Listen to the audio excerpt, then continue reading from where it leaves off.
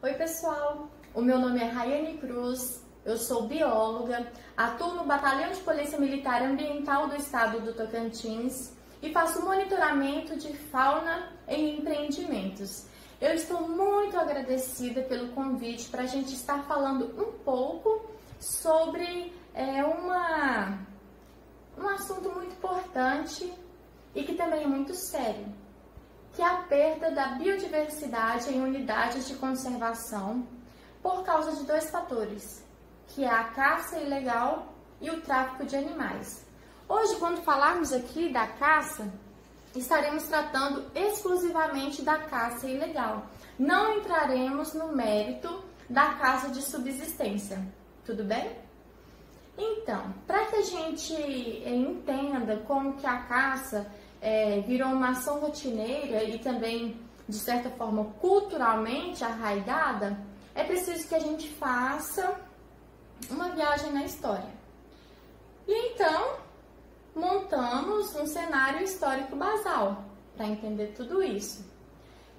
Dentro disso, sabemos que a caça foi uma ferramenta de sobrevivência, que a caça foi parte condicionante na evolução humana. Sim, foi. Mas hoje a gente não precisa mais da caça para nossa sobrevivência. Aqui no Brasil, a gente passa de 1500, que é a datação do descobrimento do território brasileiro, que já era ocupado pelos povos originários, até 1933. De 1500 a 1933 são 433 anos sem nenhuma legislação de caça. E aí depois, lá, início da década de 40, isso está bem recente, surge o primeiro código de caça que regulava a caça. Então ficou mais de 20 anos aí com a caça regulada. Até a década de 80 era ainda comercializado peles de animais. Então, com a Constituição de 1988, advém uma lei, que é a Lei 9.605, que foi sancionada em 12 de fevereiro de 1998, onde essa lei estabelece as responsabilidades administrativas, civis e penais para essa atividade. 10 anos depois, temos o Decreto 6.514 de 2008, que regulamenta essa lei. Então, assim, quando a gente fala de caça e de tráfico de animais, a gente está falando de subtração de espécies da natureza.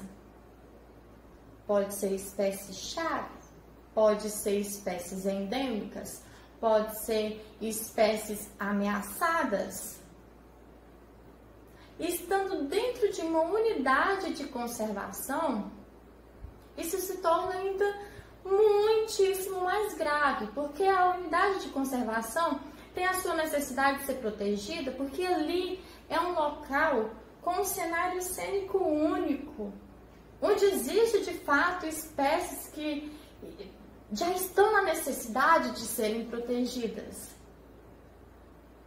Quando a gente fala de retiradas de animais da natureza, a gente está falando da possibilidade de predadores de grande porte se aproximarem de centros urbanos. A gente está falando da possibilidade de predadores de grande porte se aproximarem de zonas rurais que tenham animais de criação. E aí dentro ainda da caça, são retiradas fêmeas no seu período reprodutivo, são retiradas fêmeas prens, são retirados os machos alfa e dominante. Quando se tira um macho dominante do bando, se perde todo o bando, porque o bando fica desorientado. precisavam daquela experiência, daquela vivência daquele macho para que acontecesse uma harmonia entre o grupo. De certa forma, podemos dizer assim. Então, se por um lado a caça ela preconiza animais, indivíduos adultos, por outro lado, o tráfico ele prioriza filhotes.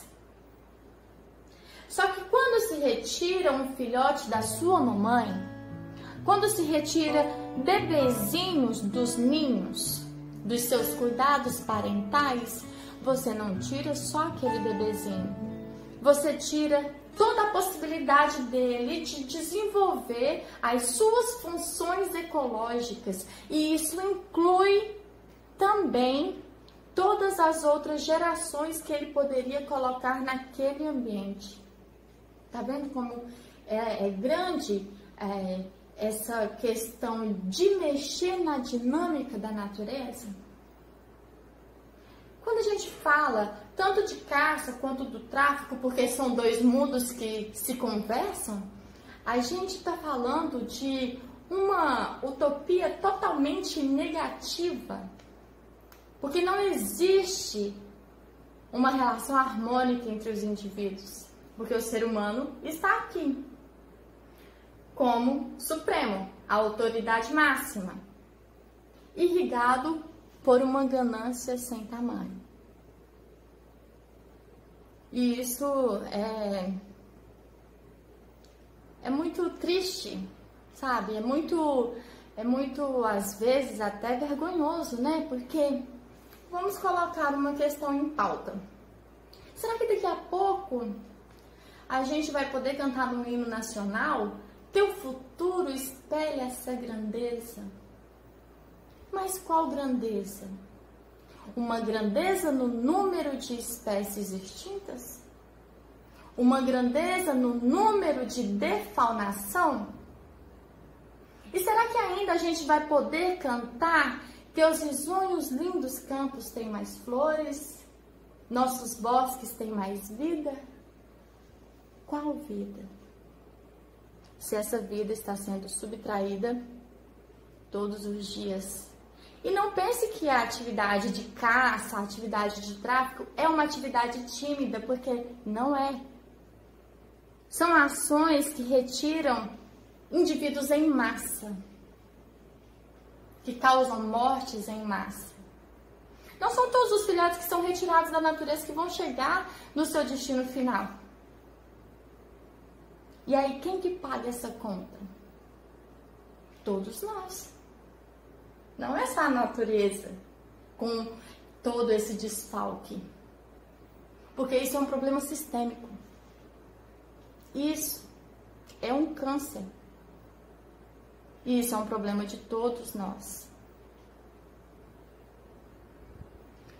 Quando a gente se depara com uma situação assim, nossa, Ceazinha, cadê aqueles pés de fruta? Antigamente era tanto pé de fruta aqui, hoje não existe mais o pé de fruta. Os tempos mudaram. A gente acelera, a gente catalisa toda essa modificação. O ambiente por si só, ele já faz as suas transformações. A gente potencializa, e a gente potencializa numa velocidade que a natureza não consegue se recompor. Será que essa mulher que está colocando a situação, pode ser um homem também, de que está faltando aquele pé de fruta ali, pensou, ou alguém pensou que a falta desse pé de fruta pode estar relacionada com a ausência da população que fazia a disseminação da semente desse pé de fruta? E isso acontece, gente. Tem espécies da nossa flora que as sementes são quebradas à dormência depois de passar pelo trato digestivo do seu dispersor natural, que depois ele vai regurgitar ou vai eliminar junto com as fezes as sementes e vai quebrar a dormência daquela semente. A cápsula protetora da semente é rompida e é possível a germinação daquele indivíduo em um ponto mais distante da sua árvore mãe.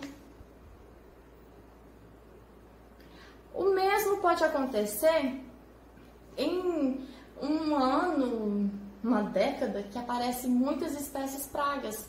Pode ser que foi ali naquele local, ou a nível regional, a nível nacional, aquela espécie que se alimentava daquela espécie praga também retirada. Então, esse problema, ele é muito mais profundo do que a gente pensa que é. E ele não é isolado. Quando se faz a retirada daqui de uma espécie, você mexe em todo o ecossistema. Porque não é um fluxo contínuo, não é uma corrente, é uma teia, é uma cadeia. É assim que funciona o equilíbrio dinâmico da natureza. As coisas estão interligadas. E elas precisam ficar interligadas para que tudo aconteça de forma harmônica.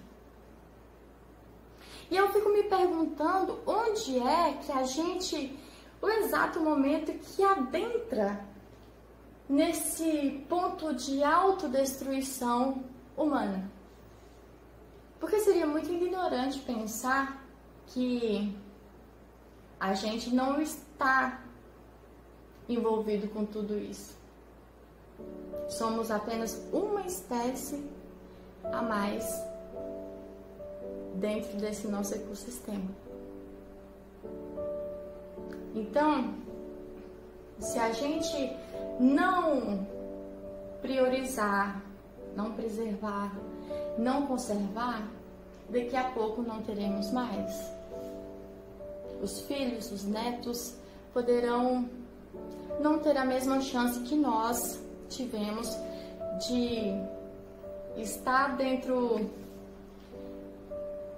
da possibilidade de ter uma visão das coisas acontecendo de forma natural no ambiente. Então, que sejamos conscientes, que sejamos racionais e façamos a nossa parte, né? Que façamos um pacto, então. A gente cuida do ambiente e ele cuida de todo o resto. Pode ser? Um beijo com peçonha. E um abraço de sucuri. Que o recado esteja dado, que possam continuar essas informações. Porque, no final das contas, o ser que mais agradece somos nós. Porque a gente precisa da natureza para sobreviver.